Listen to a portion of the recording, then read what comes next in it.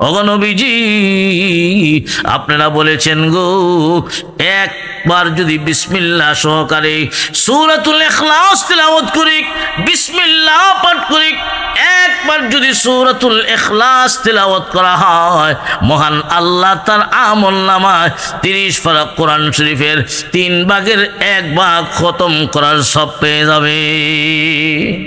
আপনারা বলেছেন যে সূরাতুল ইখলাস হলো কোরআনের 3 ভাগের 1 ভাগ, আর 3 বার যদি কেউ তিলাওয়াত করে তার আমল নামায় 1 খতম কোরআনের সব দেওয়া হয়। ইয়া রাসূলুল্লাহ, আপনি তো বলেছেন, আপনার জবান থেকে শুনেছি, তাই আমি শর্টকাটে বললাম। সাহাবায়ে কেরামও হাসতেছেন, রাসূল মুস্কি হাসি দেন। আল্লাহ তখন জিবরাইলকে পাঠাইলেন, জিবরাইল, আমার বন্ধুকে গিয়া বলো ফাতেমাকে সাহাবায়ে কেরাম প্রস্তাব দিছেন, আমি আল্লাহ ও আলীর প্রস্তাব গ্রহণ করলাম। সর্দার বিশ্বনবী রাহমাতুল লিল আলামিনের কলিজার টুকরা হযরত ফাতেমাতুজ জোহরা রাদিয়াল্লাহু তাআলা আনহা, যার ব্যাপারে বিশ্ব নবী বলেন ফাতেমাতু বিদআতুম মিন্নি, ফাতেমা আমার শরীরের একটা অংশ। আল্লাহর নবী ফাতেমাতুজ জোহরাকে বেশি ভালোবাসতেন, নবীজি বড় মহব্বত করতেন।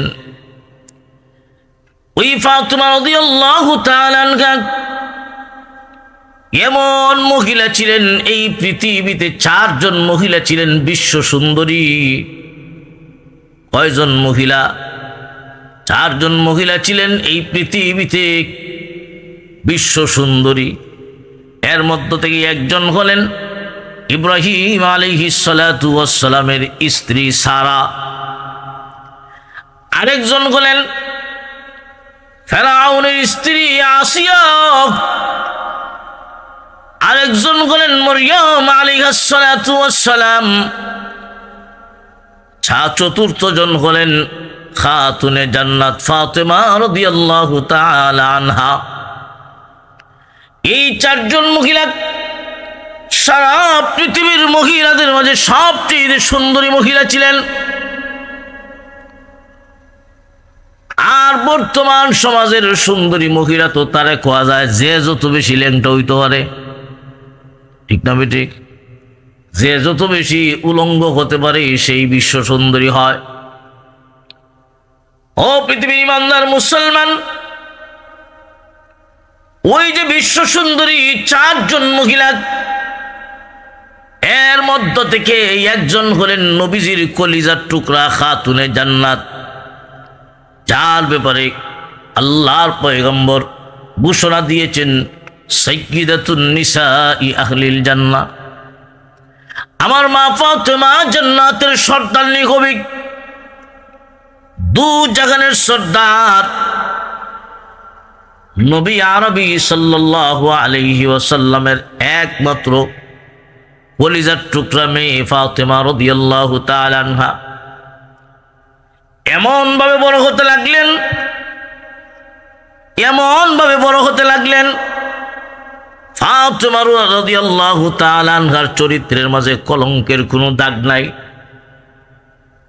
বিশ্ব নবীর মেয়ে ফাতেমার মর্যাদা অনেক বেশি। আল্লাহর নবী বিশ্ব নবী রাহমাতুল লিল আলামিন দ্বিতীয় হিজরিতে বদরের যুদ্ধের পরে মসজিদে নববীতে নবীজি এলান দিলেন, ফাতেমার বিবাহের প্রস্তাব দিলেন। নবীজি ফাতেমাকে বিবাহ দিবেন। নবীজি যখন এটা পেশ করলেন, বড় বড় সাহাবীরা, ধনী ধনী সাহাবীরা ফাতেমাতুজ জোহরাকে বিবাহ করার জন্য আল্লাহর নবীর কাছে প্রস্তাব দিয়েছে। মদিনার বড় বড় ধনী বড় বড় সাহাবীরা পর্যন্ত, আবু বকর সিদ্দিক পর্যন্ত প্রস্তাব দিয়েছেন। উসমান গনি রাদিয়াল্লাহু তাআলা আনহু প্রস্তাব দিয়েছেন। নবীজি কারো প্রস্তাব গ্রহণ করলেন না। সাহাবায়ে কেরামের প্রস্তাব কারো প্রস্তাব নবীজি গ্রহণ করলেন না। নবীজি কার জন্য যেন অপেক্ষা করতেছেন বোঝা যায়। ওইদিকে নবীজির সাহাবী উসমান গনি রাদিয়াল্লাহু তাআলা আনহু, উনি আলী রাদিয়াল্লাহু তাআলা আনহুর কাছে এসে বলেন, আলী রে, তুমি যাও বিশ্ব নবীর কাছে, তুমি গিয়া প্রস্তাব দেও। হয়তো আল্লাহর পয়গাম্বর তোমার জন্যই অপেক্ষা করতেছেন, তুমি প্রস্তাব দিবে আর নবী তোমার প্রস্তাবটা গ্রহণ করবেন। আলী রাদিয়াল্লাহু তাআলা আনহু ওনারও তো মনে চায় তোমাকে বিবাহের জন্য প্রস্তাব দিবেন, কিন্তু সাহস পান না, কেমনে দিবেন? টাকার মতো তো কোনো গড় নাই, কোথায় থাকবেন? বিশ্ব পয়গম্বরের মেয়েকে কোথায় রাখবেন? এই গড়টাই তো হযরত আলীর নাই। আলী তো নিজেই থাকেন বিশ্ব নবীর কাছে। যুবকদের মধ্য থেকে, বালকদের মধ্য থেকে সর্বপ্রথম যিনি ইসলাম গ্রহণ করেছেন তিনি হলেন আলী রাদিয়াল্লাহু তাআলা আনহু। মক্কায় যার বাড়ি, হিজরত করে মদিনাতুল মুনাওয়ারাতে গিয়েছিলেন। মদিনাতুল মুনাওয়ারা, আলী রাদিয়াল্লাহু তাআলা আনহু ইসলামের প্রথম মুসলমান। আল্লাহর নবী যখন হিজরত করবেন মদিনাতুল মুনাওয়ারায়, হযরত আলী রাদিয়াল্লাহু তাআলা আনহুকে নবীজির বিছানায় শোয়াইয়া দিলেন। আলী রে, মক্কার মানুষের আমানত আমার কাছে আছে। মক্কার মানুষের অনেক কাফির মুশরিকের আমানতের অংশ আমার কাছে জমা আছে। তাদের আমানতগুলা সঠিকভাবে পৌঁছায়া দিয়া তুমিও মদিনায় চলে আসবা। ওইদিকে কাফেররা আগ থেকে ষড়যন্ত্র করে রেখেছিল বিশ্ব নবীকে একেবারেই দুনিয়ার থেকে উৎখাত করে দিবে, দুনিয়ার থেকে বিদায় করে দিবে। আল্লাহ পাক তো বিশ্ব নবীকে জানাইয়া দিয়েছেন, নবী আর মক্কাতে থাকতে পারবেন না, হিজরত করুন মদিনাতুল মুনাওয়ারা। আল্লাহর নবী মদিনায় চলে যাবেন আল্লাহর হুকুমে। ওইদিকে নবীজির কাছে যে আমানত রাখা ছিল মক্কার মানুষের, ওই আমানত, তাদের আমানত যিনারা রেখেছেন তাদেরকে বুঝাইয়া দেওয়ার জন্যে হযরত আলী রাদিয়াল্লাহু তাআলা আনহুকে রেখে গেছেন। বেঈমান কাফেররা নবীজির ঘর ঘেরাও করে রেখেছে। আল্লাহ পাক রব্বুল আলামিন তখন বিশ্ব নবীকে হুকুম দিলেন, নবী যান, আপনি এক মুষ্টি মাটি নিয়া নবীজি সূরাতুল ইয়াসিন ফাআগশাইনাহুম ফাহুম লা ইউবসিরুন পর্যন্ত তেলাওয়াত করে ওই বালিতে ফু দিয়া নবীজি উড়াইয়া মারলেন। মহান আল্লাহ এই দুলু বালি প্রত্যেকটা কাফের মুশরিকের চোখে আল্লাহ ফেলে দিছে। মক্কার মুশরিকরা নবীজির ঘর ঘেরাও করে রেখেছিল। যখন চোখের মাঝে দুলি বালি পড়েছে, সকলেই এক একজনের হাত ছেড়ে দিয়া সকলেই চোখ এইভাবে কসলায়। আর এর ফাঁক দিয়া আল্লাহ পাক রব্বুল আলামিন বিশ্ব নবীকে কাফির মুশরিকের বেষ্টনী থেকে বের করে দিয়েছে। ওইদিকে শেষ পর্যন্ত বেঈমান কাফেররা মুশরিকেরা যখন নবীজির ঘরে নবীজিকে হত্যা করবে, তারা তো বুঝতে পারে নাই নবীজি যে চলে গেছেন। শয়তান ঘোষণা দিতেছে, তোমরা যার জন্য অপেক্ষায় মুহাম্মদ তুই কেন নাই? মক্কার মুশরিকেরা ঘরে প্রবেশ করে দেখি নবীজির বিছানায় হযরত আলী শুয়ে আছেন। কিন্তু আলী মনে মনে ভাবতেছেন, মক্কার মুশরিকেরা আমাকে মুহাম্মদুর রাসূলুল্লাহ মনে করে আমার উপর আঘাত করে আমাকে দুনিয়ার থেকে বিদায় করে দিবে। আলী ৯৯% এই ইয়াকিন আর বিশ্বাস যে আমাকে বিশ্ব নবী মনে করে আমাকে হত্যা করে ফেলবে। আলী রাদিয়াল্লাহু তাআলা আনহু বলেন, আল্লাহর নবীর বিছানায় শুয়ে যদি আমি মুহাম্মদুর রাসূলুল্লাহ মনে করে আমাকে হত্যা করে ফেলেই, তবু আমি আলীর জীবন সার্থক হয়ে যাবে। মক্কার মুশরিকেরা ঘরে ঢুকে দেখে আল্লাহ নবীর বিছানায় আলী। জিজ্ঞাসা করলো, মুহাম্মদ কোথায়?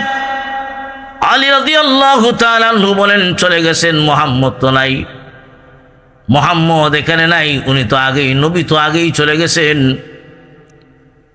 তখন মক্কার মুশরিকেরা কয়, কোন দিকে গেলেন মুহাম্মদ? আমরা তো বুঝতেই পারলাম না। মহান আল্লাহ যদি কাউকে বাঁচাতে চায়, দুনিয়ার কেউ তাকে হত্যা করতে পারবে না। ও মুসলমান ইমানদার, আল্লাহ পাক রব্বুল আলামিন বিশ্ব নবীর 24 ঘন্টার পাহারাদার, নবীজির বডির পাহারাদার স্বয়ং মহান আল্লাহ। আল্লাহ যদি পাহারাদারি নেন, দুনিয়ার কেউ তাকে হত্যা করতে পারবে না। আলী রাদিয়াল্লাহু তাআলা আনহু নবীজির বিছানায় যে শুইলেন, এই কথাটা আলী রাদিয়াল্লাহু তাআলা আনহুর মনের ভিতরে ছিল, আজকেই রাত, আজকের রজনী হয়তো আমার জীবনের শেষ রজনী, কিন্তু মুহাম্মদুর রাসূলুল্লাহর বিছানায় যদি মরতে পারি, আমি আলীর জীবন সার্থক হয়ে যাবে। আলী রাদিয়াল্লাহু তাআলা আনহু আমানতের টাকাগুলা মানুষের কাছে পৌঁছায় দিয়া উনিও হিজরত করলেন মদিনায়। ওই মদিনাতুল মুনাওয়ারাতে হযরত আলীর টাকার মতো গণ নাই, নবীজির কাছে থাকতেন। উসমান গনি রাদিয়াল্লাহু তাআলা আনহু আলীকে বলতেছেন, আলী তুমি যাও না, তুমি গিয়ে প্রস্তাব দাও তোমার বিবাহের জন্যে, তোমাকে বিবাহের প্রস্তাব দাও, নবী হয়তো তোমার জন্য অপেক্ষা করতেছেন। কন্যা আল্লাহু আকবার। আলী রাদিয়াল্লাহু তাআলা আনহু মনে মনে ভাবতেছেন, আমি প্রস্তাব দিতাম, আমার নিজেরই টাকার মতো ঘর নাই, আমিই থাকি মুহাম্মদুর রাসূলুল্লাহর ঘরে, আমি কি খাবো আগামীকাল এটাই নাই। উসমান গনি রাদিয়াল্লাহু তাআলা আনহু বলেন, যাও তুমি যাও, প্রস্তাব দিয়া দেখো, আমাদের মনে হয় আল্লাহর রাসূল তোমার প্রস্তাবের অপেক্ষাই করতেছেন। আল্লাহু আকবার। আলী রাদিয়াল্লাহু তাআলা আনহু সাহাবীদের পরামর্শে, বিশেষ করে উসমান গনি রাদিয়াল্লাহু তাআলা আনহুর পরামর্শ এবং উৎসাহ নিয়া নবীজির কাছে গেছেন। নবীজির কাছে গিয়া বলেন, ইয়া রাসূলুল্লাহ, আল্লাহর নবী বলেন, কে রে? আলী। যেই মাত্র নবীজি কইছেন আলী, এমনি আলী রাদিয়াল্লাহু তাআলা আনহু কি বলবেন আবার উল্টা ফিরে আসছেন। নবীজি যখন জিজ্ঞাসা করলেন, কি রে আলী, আলী কি বলবেন, বলার মতো কোনো সাহস পান না, মসজিদ থেকে বের হয়ে গেলেন। আবার গেছেন, আবারও গিয়া বলেন, ইয়া রাসূলুল্লাহ। নবীজি মাথা উঠায় বলেন, আলী আইছো? কিন্তু আলী কি বলবেন, কি বলার জন্য গেছেন, বলার মতো সাহস পান না। আবার তৃতীয়বার আলী রাদিয়াল্লাহু তাআলা আনহু নবীজির কাছে গিয়া যখন হাজির হলেন, আল্লাহর নবী নিজের থেকেই বলেছেন, আলী রে, তুমি কি বলতে চাও বলো না কেন? তুমিও কি তোমার বিবাহের প্রস্তাব নিয়ে আইছো নাকি? হযরত আলী বলেন, হ, আমার তো মনে চায়। আল্লাহর রাসূল বলেন, তুমি ফাতিমাকে বিয়া করবা, প্রস্তাব দিবা। আমি মুহাম্মদুর রাসূলুল্লাহ, বড় বড় সাহাবীরা পর্যন্ত আমার কাছে প্রস্তাব দিয়েছে ফাতিমাকে বিয়ের জন্য, আমি কারো প্রস্তাব গ্রহণ করি নাই। রে আলী, আমি মুহাম্মদ অপেক্ষা করতেছি কখন তুমি প্রস্তাব নিয়ে আসবা, আর আমি নবী তোমার প্রস্তাব গ্রহণ করব। ঠিক আছে, আমি গ্রহণ করলাম। আলী রাদিয়াল্লাহু তাআলা আনহুকে জিজ্ঞাসা করলেন, তোমার মহর দেওয়ার মতো কি আছে? হযরত আলী বলেন, ইয়া রাসূলুল্লাহ, বদরের যুদ্ধে আপনি যে আমাকে গনিমতের মাল থেকে একটা হেলমেট দিয়েছিলেন, লোহার হেলমেট, এই লোহার হেলমেট আর তলোয়ার, একটা পোশাক, লোহার পোশাক, জাররা, এই তিনটা ছাড়া তোর কিছুই নাই। আল্লাহ রসুল বলেন, যাও এই তিনটা বিক্রি কইরা যেই টাকা হবে এটা মহর। হযরত আলী রাদিয়াল্লাহু তাআলা আনহু ফাতিমাকে বিয়ে করবেন, আর ওইদিকে নবীজি বলতেছেন, আলী তুমি ওইদিকে বিক্রি করো। আর বড় বড় সাহাবীরা যেহেতু প্রস্তাব দিয়েছিলেন, আমি তো তাদেরকে বুঝিয়ে বলতে হবে, তাদেরকে বলতে হবে আমি যে আমার মেয়ে একজন, সবার কাছে তো আর বিয়ে দিতে পারবো না, একজনের কাছে বিয়ে দিব, এটা সকলের কাছে বলতে হবে। আল্লাহ রসুল সাল্লাল্লাহু আলাইহি ওয়াসাল্লাম সাহাবীদেরকে এলান করে দিলেন, সকলেই আসছেন, সবাই আসছেন, জমা হলেন। আল্লাহ রসুল তখন বলেন, হ্যাঁ সাহাবীরা, তোমাদের অনেকেই প্রস্তাব দিয়েছে আমার মেয়ে ফাতেমাকে বিবাহের জন্য, কিন্তু আমার একটা মাত্র মেয়ে ফাতেমা, কয়জনের কাছে বিয়া দিমু? তবে যেহেতু প্রস্তাব দিয়েছ অনেকেই, আমি নবী একটা লটারি দিমু, লটারির মাধ্যমে যার নামটা হবে তার কাছে ফাতেমাকে বিবাহ দিব। সুবহানাল্লাহ, কি দিবেন? লটারি।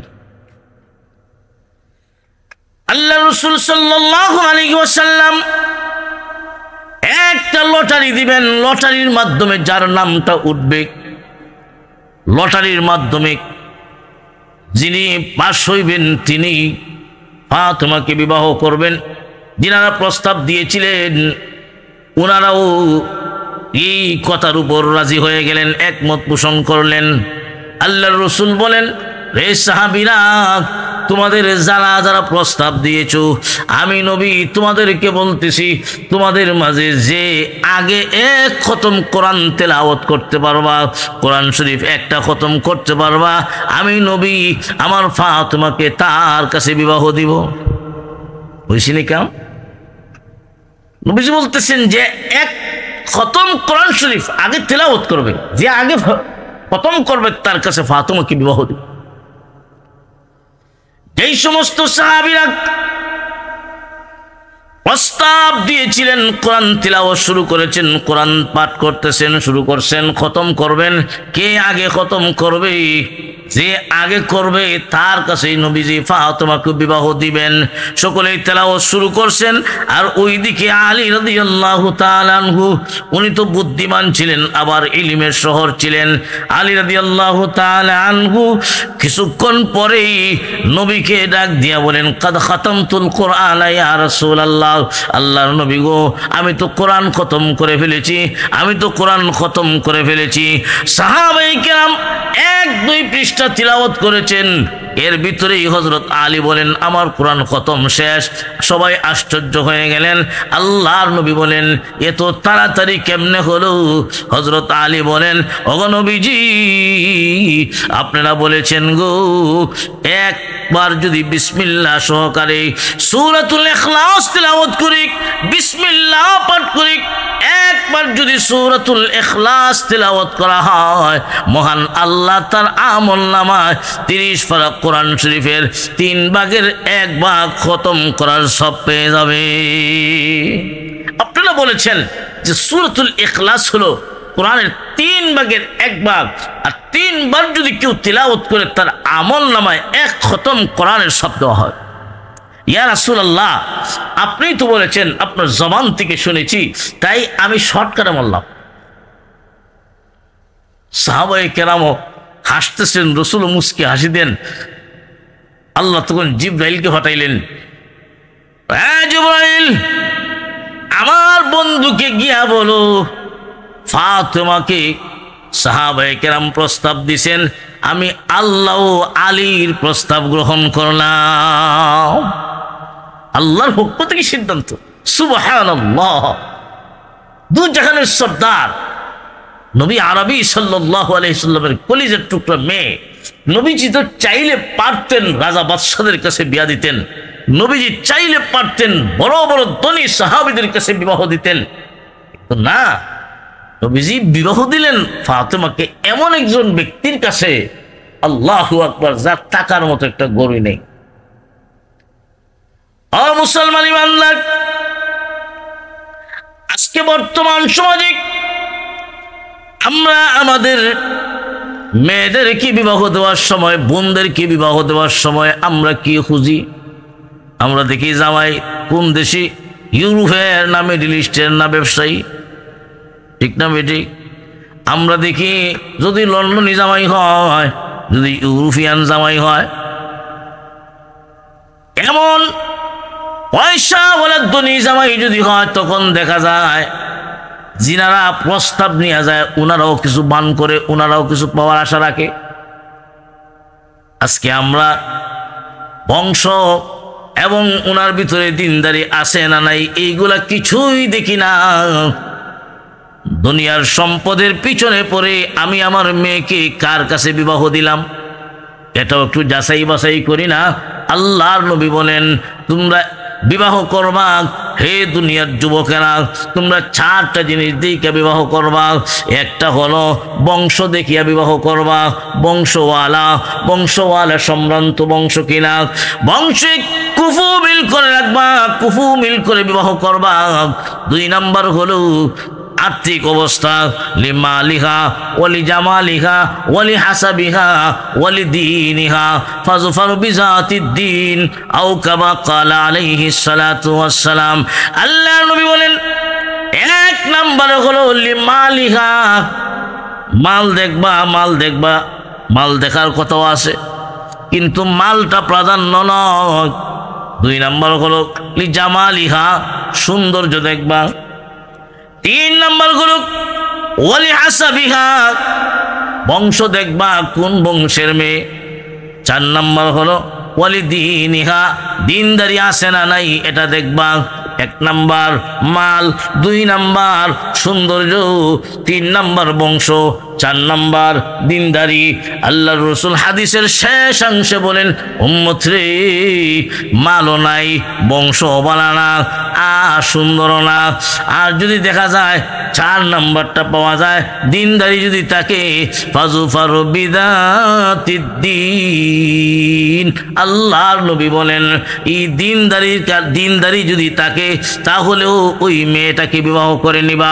কারণ একজন দিনদার মহিলা যদি তোমার ভাগ্যে পাওয়া যায়, তোমার স্ত্রী হিসাবে যদি একজন দিনদার মহিলাকে পাও, আল্লাহর নবী বলেন, আদ-দুনিয়া কুল্লুহা মাতা ওয়া খায়রু মাতা'id দুনিয়া আল মারআতুস সালিহা। আল্লাহর নবী বলেন, সারা দুনিয়াটাই হলো বুকের সামগ্রী, সারা দুনিয়াটাই হলো বুকের সামগ্রী। আল্লাহর নবী বলেন, সবচেয়ে উত্তম বুকের সামগ্রী হলো আল মারআতুস সালিহা, নেককার বিবি। একজন নেককার বিবি যদি পেয়ে যান, তাহলে সারা দুনিয়ার সুখ শান্তি আপনি পেয়ে গেলেন। আর ধন পাইছেন, জন পাইছেন, সব পাইছেন। আর একজন দিনদার স্ত্রী যদি না পান, ধন জন সব কিছু পেয়েও আপনার পরিবারে জাহান্নামের আগুন দাউ দাউ করে জ্বলবে। ঠিক তবে ঠিক? ও মুসলমান ইমানদার, এই জন্যে আপনি আমি মুসলমান, আমরা বিবাহ শাদী, আমার ছেলে মেয়েকে আমি বিবাহ শাদী দিব, করাবো। আমার ছেলেকে আমি বিবাহ করাবো, আমার মেয়েকে আমি বিবাহ দিব। আল্লাহর নবী বলেন, দিনদারিটা দেখবা আগে, দিনদারি আছে না নাই। দিনদারি যদি থাকে, কিছুই লাগবে না, তোমাদের আত্মীয়তা করে নিবা। আল্লাহর নবী খাতুনে জান্নাত ফাতেমাকে বিবাহ দিবেন এমন একজন ব্যক্তির কাছে যার কিছুই নাই, টাকার মতো ঘর নাই, খাবার মতো কিছু নাই, ওনার তো দেখা যায় মোহর দেওয়ার মতো কিছু নাই। আল্লাহর নবী বলেন, আলী রে, তোমার যে লোহার পোশাক আর তোমার যে হেলমেট, মাথায় পরার যে লোহার হেলমেট, এই হেলমেট এবং তলোয়ার, এই 3টা বিক্রি কইরা আনো, যা পাওয়া যাবে এটাই হবে আমার মা ফাতেমার মোহর। হযরত আলী রাদিয়াল্লাহু তাআলা আনহু বিক্রি করার জন্য রওনা হয়ে গেলেন হযরত উসমান রাদিয়াল্লাহু তাআলা আনহুর সামনে। কোথায় যাও? এইগুলা বিক্রি করার জন্য যাই। হযরত উসমান রাদিয়াল্লাহু তাআলা আনহু বলেন, কত টাকা? আলী রাদিয়াল্লাহু তাআলা আনহু বলেন, কত টাকা আমি আপনার কাছে কেমনে বলি, আপনার যা মন চাই দিয়া দেন, যা মনে চাই দিয়া দেন। ওসমান গনি রাদিয়াল্লাহু তাআলা আনহু হযরত আলীকে 40 দিরহাম দিয়েছিলেন। 40 দিরহাম, কত দিরহাম? 40। রে আলী, নে 40 দিরহাম নিয়ে আনে। আলী রাদিয়াল্লাহু তাআলা 40টা দিরহাম নিয়ে চলে আসবেন। উসমান গনি রাদিয়াল্লাহু তাআলা বলেন, আলী রে, তোমার যুদ্ধের পোশাকটা নিয়ে যাও, হেলমেট নিয়ে যাও, আর তলোয়ার নিয়ে যাও, টাকাও নিয়ে যাও, 40 দিরহামও নিয়ে যাও। আমি এই 40 দিরহামের বিনিময়ে এই জিনিস রাখবো না, জিনিসও তোমার, 40 দিরহামও তোমার। সুবহানাল্লাহ।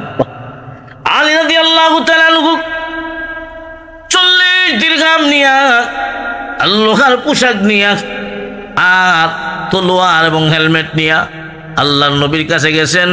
আল্লাহর নবী জিজ্ঞাসা করেন, কার কাছ থেকে আনছো? আলী রাদিয়াল্লাহু তাআলা সম্পূর্ণ ঘটনা বর্ণনা করলেন। আল্লাহর নবী তখন খুশিতে দাঁড়ায় গেছেন, খুশিতে দাঁড়ায় গেছেন। আমার উসমান, আমার উসমান, আমার উসমান। নবীজি দাঁড়ায় গেছেন। নবীজি বেশি খুশি হলে নবীজি বসা থাকলে দাঁড়িয়ে যেতেন। আল্লাহর নবী সাল্লাল্লাহু আলাইহি ওয়াসাল্লাম তখন ফাতিমা রাদিয়াল্লাহু তাআলা আনহুর বিবাহের আয়োজন করবেন। বিবাহের আয়োজন কি করবেন? দু জাহানের বাদশা, নবীর কলিজার টুকরা মেয়ে ফাতিমা, দু জাহানের সর্দারের মেয়ে ফাতিমার বিবাহের আয়োজন কি দিয়া হবে রে? খুরমা আর খেজুর, খুরমা আর খেজুর হলো ফাতিমার বিবাহের আয়োজন। আল্লাহু আকবার, আল্লাহু আকবার। আল্লাহর নবী চোখ থেকে পানি ছেড়ে ছেড়ে কাঁদ। খুদা গো, আমি না দু জাহানের সর্দার, আমার মেয়ে ফাতিমার বিবাহের অনুষ্ঠান আল্লাহ কয়েকটা কুরমার খেজুর দ্বারা। আল্লাহর নবী চোখ থেকে পানি ছেড়ে ছেড়ে কান্দে। এমনি আল্লাহ পাক জিবরাইলকে পাঠাইয়া দিলেন, হে জিবরাইল, আমার বন্ধুকে গিয়া বলো ফাতিমার বিবাহের আয়োজন, বিবাহের অনুষ্ঠান সাহাবীরা এই দুনিয়াতে খুরমা আর খেজুর দ্বারা করতেছে। ও পয়গম্বর, ফাতিমার বিবাহের অনুষ্ঠান আকাশের ফেরেশতারা সেখানে করতেছে। সুবহানাল্লাহ। ও মুসলমান ইমানদার, ইয়ে তো গরিব আর দরিদ্র। হযরত আলী রাদিয়াল্লাহু তাআলা আনহু নবীজির কলিজার টুকরা মেয়ে ফাতিমাকে বিবাহ দিলেন। নবীজি বিয়া দিয়া দিলেন। নবীজি এখানে আর একটা কথা, বিয়ে দেওয়ার আগে নবীজি সর্বপ্রথমেই উনার মা ফাতিমার কাছে গিয়ে প্রস্তাব দিলেন, ফাতেমা, আমি তোমার আব্বা তোমার জন্য আলীকে পছন্দ করছি। প্রস্তাব দিলেন। ফাতিমা রাদিয়াল্লাহু তাআলা আনহা কোনো কথা বলেন না, চুপ থাকলেন। চুপ থাকাটা সম্মতির লক্ষণ। as-sukutu tadullu ala Reza. চুপ থাকা হলো সম্মতি, আমি রাজি আছি, এটার লক্ষণ। ফাতিমা রাদিয়াল্লাহু তাআলা কথা বললেন না, এতে বুঝাইয়া দিলেন আমি রাজি আছি। আর আমরা দেশে যদি বর্তমান সমাজে যদি বাবা অথবা গার্জেন যদি কয় তোমার জন্য মুখে পছন্দ করছি, তখন আমরা দেশের মেয়েরা কয় আমার 5 বছর আগেই নিজে নিজে পছন্দ করা আছে। ঠিক না বেটি? অনেক মেয়ে এমন আছে তার কলেজের জীবনে দেখা যায় 5 জন কেন 10 জন পছন্দ করে রাখছে, তখন বিয়া করে একটারে, আর 9টাও দেখা যায় কেউ গাড়ির সাক্ষাৎ তলে মরে, কেউ রাস্তায় মরে, কেউ সুসাইড করে। মন আছে না নাই? মুসলমান ইমানদার, তবে একটা কথা মনে রাখবেন, আপনি যদি আপনার মেয়ের জন্য স্বামী পাত্র পছন্দ করে থাকেন, তাহলে আপনার পছন্দের উপরেই আপনি বিবাহ আয়োজন করবেন না। প্রথমে আপনার মেয়েকে আপনি জিজ্ঞাসা করবেন, মতামতটা নেবেন। ওনার তো একটা মতামত থাকতে পারে। আল্লাহর পয়গম্বর ফাতিমার কাছ থেকে মতামত জানতে চাইলেন, ফাতিমা রে, আমি তোমার আব্বা, তোমার জন্যে আলীকে পছন্দ করেছি। যেহেতু বিশ্ব নবী পছন্দ করেছেন, ফাতেমা কোনো কথা বললেন না, রাজি হয়ে গেলেন। বিবাহ হয়ে গেল। ঘর সংসার অভাব অনটনের মাঝে চলে ঘর সংসার কাটাইতেছেন। এমন অনেক দিন একসাথে পার হয়ে গেল, হযরত ফাতেমার চুলায় আগুনই ধরে না। আল্লাহু আকবার, আল্লাহু আকবার। নবী দু জাহানের সর্দার, কিন্তু ওনার মেয়ের চুলায় আগুন ধরে না, আগুন জ্বলে না। ফাতেমা রাদিয়াল্লাহু তাআলা আনহা অভাব অনটনের মাঝে দিন কাটায়, কিন্তু কোনোদিন নবীজির কাছে স্বামীর বিরুদ্ধে নালিশ করে না। ও মুসলমান ইমানদার, বর্তমান সমাজের মুহূর্তে যদি একটু কষ্ট হয়, একটু যদি মনোমালিন্য হয়, তখন দেখবেন বর্তমান জায়গায় যাওয়া লাগে না, টেলিফোন করে হয়ে দেয়। সকালে ঘটনা, বিকালেই দেখা যায় বাপের বাড়ির লোক আজ আমরা মেরে দিলাও। ঠিক না বেঠিক? সাবধান সাবধান মহিলা গো, তোমার স্বামী তোমার কাছে এত দামি, তোমার স্বামী তোমার কাছে এত দামি। দুঃখে কষ্টে যদিও জীবন কাটে গো মা বোন, কোনোদিন স্বামীর বিরুদ্ধে তুমি অভিযোগ করবা না, কারণ তোমার স্বামী তোমাকে বড় ভালোবাসে, তোমার স্বামী তোমাকে বড় পছন্দ করে। স্বামীর বিরুদ্ধে অভিযোগ করতে নবীজি নিষেধ করেছেন। তোমার স্বামীর বিরুদ্ধে তুমি যদি অভিযোগ করো গো, তাহলে তোমার স্বামী তোমার বাবার বাড়ির লোকজনের কাছে ছোট হয়ে যাবে। ও মা বোনেরা, আজকে তুমি তোমার স্বামীর বিরুদ্ধে অভিযোগ করবা, আগামী 1 বছর পরেই তোমার স্বামী তোমার বাবার বাড়িতে বড় মুখ করে দাঁড়াতে পারবে না। এই জন্যে মা বোনেরা, স্বামীর বিরুদ্ধে অভিযোগ করবেন না। আল্লাহর নবী নিষেধ করেছেন, স্বামীর বিরুদ্ধে তোমরা অভিযোগ করবা না। আলী রাদিয়াল্লাহু তাআলা আনহু অভাব অনটনের মাঝে দিন কাটায়, ফাতেমা কোনোদিন অভিযোগ করে না। একদিন আল্লাহর নবী সংবাদ পাইলেন ফাতেমার অবস্থা বড় ভালো না, ফাতেমা অসুস্থ, ফাতেমার চুলায় আগুন ধরে না। নবীজি চোখ থেকে পানি ছেড়ে ছেড়ে কান্দেন, খোদা গো, আমি না দু জাহানের বাদশাহ, আমার মেয়ে ফাতেমার অবস্থা বুঝি এমন। নবীজি ফাতেমার বাড়িতে গেলেন, আমার মা ফাতেমার চুলায় বুঝি আগুন ধরে না রে। নবীজি ফাতেমার বাড়িতে গেলেন, দরজা বন্ধ। আল্লাহর নবী দরজায় গিয়া কটকট করে আওয়াজ দিছেন, আমার আম্মা কই রে? ফাতেমা ভিতর থেকে উনিও কান্না জড়িত কণ্ঠে জবাব দেন, আব্বা আমি আসি, কিন্তু আমি দরজা খুলতে পারবো না রে, পারবো না গো আব্বা। কেনে রে মা? ও আব্বা, আমার গায়ে একটা চাদর, ছোট একটা চাদর, আমি যদি উপর দিক ডাকি নিচের দিক খালি হয়ে যায়, আর নিচের দিক যদি ডাকি উপর খালি হয়ে যায়। ছোট্ট একটা চাদর, ছোট্ট একটা চাদর। আল্লাহর নবীর সাথে একটা নাবালক, অপ্রাপ্ত বয়স্ক একটা গোলাম ছিল। ফাতেমা রাদিয়াল্লাহু তাআলা আনহা বলেন, আব্বা আমি তো আপনার সামনে আসতে পারি এই অবস্থায়, কিন্তু আপনার সাথে যে একটা বালক দেখা যায়, তার সামনে তো আমি এই সুরতে এই হালতে হাজির হতে পারি না। আল্লাহর নবী বলেন, ফাতেমা রে, এই বালকটাই এখনো প্রাপ্ত বয়স্ক হয় নাই। ফাতেমা কেমন পর্দাসীন নারী ছিলেন।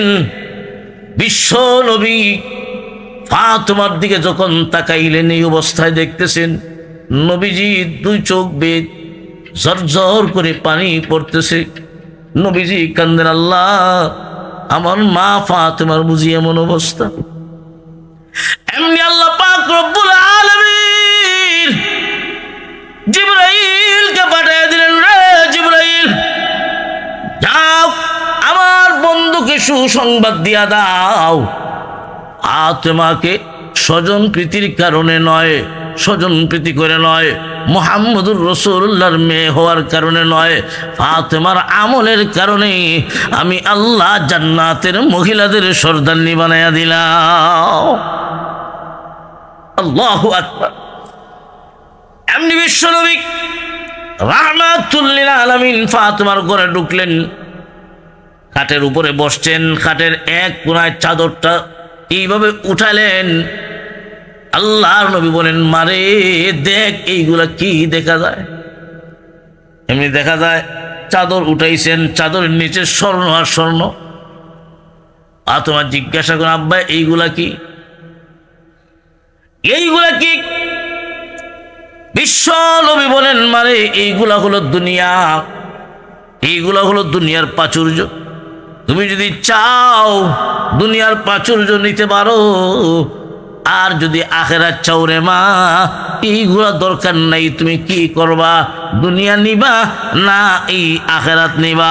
ফাতেমা রাদিয়াল্লাহু তাআলা আনহা বলেন, ও আব্বা, আমার এইগুলার দরকার নাই, এই স্বর্ণের দরকার নাই, দুনিয়া দরকার নাই। পরকালের সুখ শান্তি হলো আসল।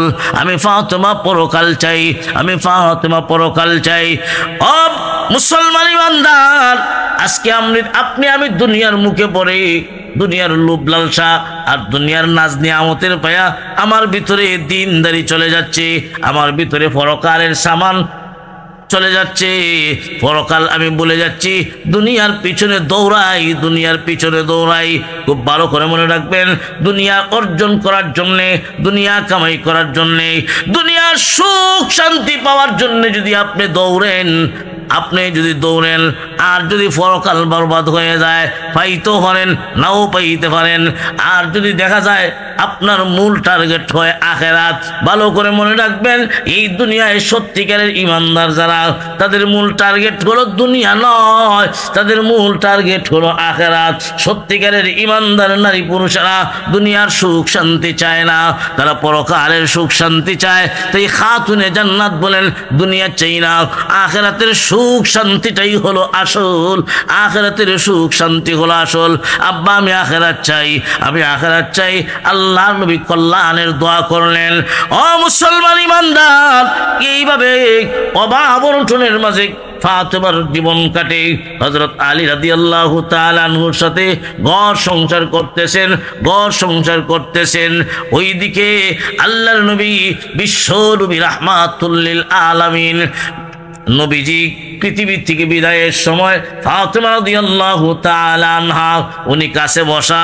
ফাতেমার অন্তরে দারুণ আঘাত লাগলো, ফাতেমা কান্দে। আল্লাহর নবী ফাতেমাকে আশ্বাস দেয়, মারে কান্দিস না, কান্দিস না, চোখের পানি মুছে ফেল। তোর চোখের পানি আমি নবী, আমি তোর আব্বার অন্তরে বরদাস্ত করতে পারি না, আমার বরদাস্ত হয় না। মা চোখের পানি মুছে ফেলো, আমি নবী তোমার চোখের পানি বরদাস্ত করতে পারি না রে মা, চোখের পানি মুছে ফেলো। আমি তোমার আব্বা দুনিয়ার থেকে বিদায় হয়ে যাওয়ার পরে মারে আমার পরিবার পরিজনের মধ্য থেকে সর্বপ্রথম তোর সঙ্গে আমার দেখা হবে। নবীজি এটা সুসংবাদ দিয়া গেছেন, নবীজি এই কথাটা শোনায় দিচ্ছেন, ফাতেমা আমি ইন্তেকালের পরে, আমি দুনিয়ার থেকে বিদায় হওয়ার পরে আমার পরিবারের মধ্য থেকে সর্বপ্রথম তুমি পরকালের যাত্রী হইবা। নবীর ইন্তেকালের পরে ফাতেমা যে এত অসহায় হয়ে পড়ছেন, ফাতেমার অন্তরে নবীর বিরহ ব্যথা এমনভাবে লাগলো। ফাতেমা ওই যে বিছনায় পড়ছিলেন, একবারে 6 মাস পর্যন্ত ফাতেমা অসুস্থ, ফাতেমা দুর্বল হয়ে গেছেন। নবীর ইন্তেকালের 6 মাস পরেই আল্লাহ পাক রব্বুল আলামিন খাতুনে জান্নাত ফাতেমাকে দুনিয়া থেকে উঠায় দিয়েছেন। ও মুসলমান ইমানদার, তাহলে স্বামী স্ত্রীর দাম্পত্য জীবন অভাব অনটন কষ্টের মাঝে যদিও হয়, কিন্তু কোনোদিন স্বামীর বিরুদ্ধে অভিযোগ করতে নাই, স্বামীর বিরুদ্ধে অভিযোগ করবেন না, মন খারাপ করবেন না।